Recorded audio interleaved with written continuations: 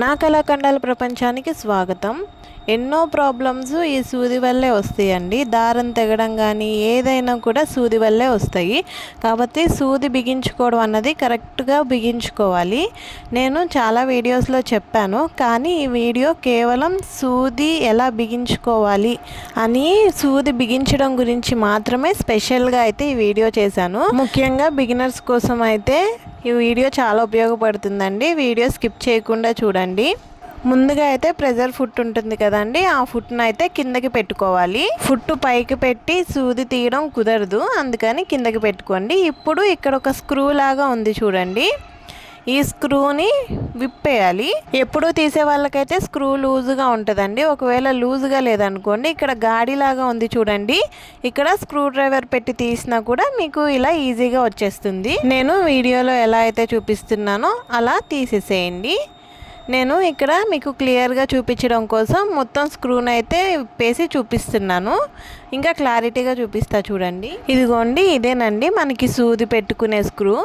ఇక్కడ గాడిలాగా కనిపిస్తుంది చూడండి. ఒక నిమిషం అండి, క్లారిటీ చూపిస్తాను చూడండి. ఇదిగోండి, ఇక్కడ మధ్యలో గాడిలాగా కనిపిస్తుంది చూడండి.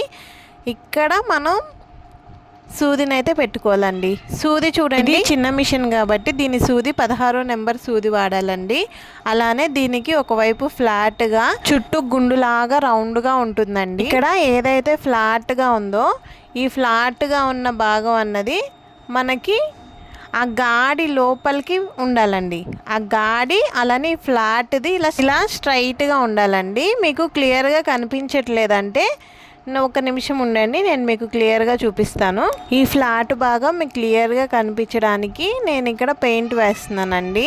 మిషన్ ఎప్పుడు కూడా లైటింగ్లో డే లైట్లో కుట్టడానికి ట్రై చేయండి. డే లైట్ అవైలబుల్ లేని వాళ్ళు కనీసం మిషన్కి లైట్లు ఉంటాయండి, ఆ లైట్ అన్న పెట్టుకుని యూజ్ చేయండి. లేదు అంటే మాత్రం కళ్ళు డెఫినెట్గా దెబ్బతింటాయండి. అదేవిధంగా తక్కువ లైట్లో కనుక 1 వీక్ కుడితే చాలండి. 1 వీక్ తర్వాత చూడండి, కొంచెం దూరంలో ఉన్న మనుషులు కూడా మీకు బ్లర్గా కనిపిస్తారు. ఎందుకంటే నేను ఎక్స్పీరియన్స్ చేశాను కాబట్టి మీకు చెప్తున్నాను. చాలా జాగ్రత్తగా కుట్టండి. వీటికన్నా ముఖ్యం మన హెల్త్ అండి. మన హెల్త్ ఉంటేనే ఏదైనా కూడా. ఇది ఎందుకు చెప్తున్నానంటే, నేను కనిపించగా చాలా సార్లు ఇలా పట్టుకుని కూడా అక్కడ పెట్టేటప్పుడు తిప్పేస్తానండి. ఈ సూది పట్టుకునేటప్పుడు కరెక్ట్గానే పట్టుకుంటాను, పెట్టేటప్పుడు అనుకోకుండా తిరిగిపోద్ది.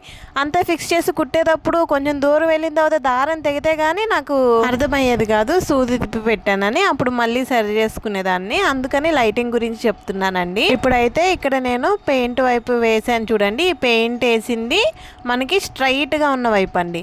నేను తిప్పి పెడుతున్నా చూడండి. ఒకవైపు పెయింట్ ఉంది, ఒకవైపు పెయింట్ లేదు. పెయింట్ ఎటువైపు అయితే వేసానో అది సమానంగా ఉన్న వైపు, ఆ సమానంగా ఉన్న వైపు కరెక్ట్గా ఆ గాడిలోకి ఇలా పెట్టాలి. ఇప్పుడు చూడండి కరెక్ట్గా ఎలా సెట్ అయిపోయిందో. ఇప్పుడు ఇటువైపు ఇలా వేలుని ఇలా అదిమి పెట్టండి, అప్పుడు సూది పడకుండా ఉంటుంది.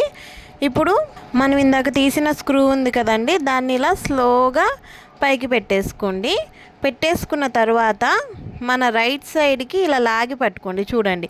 అప్పుడు సూది పడకుండా ఉంటుంది, కదలకుండా ఉంటుంది. మనం ఈ టైంలో కనుక సూదిని పట్టుకున్నాం అనుకోండి, సూది ఖచ్చితంగా కదిలిపోతుంది. సో సూదిని పట్టుకోకుండా ఇప్పుడు నేను చూపిస్తున్నా చూడండి, ఈ స్క్రూ దగ్గర ఇలా మన వేలుని ఇలా నొక్కి పెట్టామనుకోండి, సూది కదలకుండా ఉంటుంది. ఇప్పుడు స్క్రూని అయితే బిగించేసుకోండి. నేను మీకు చూపించడం కోసం అసలు మొత్తం స్క్రూ అయితే తీసి చూపించానండి.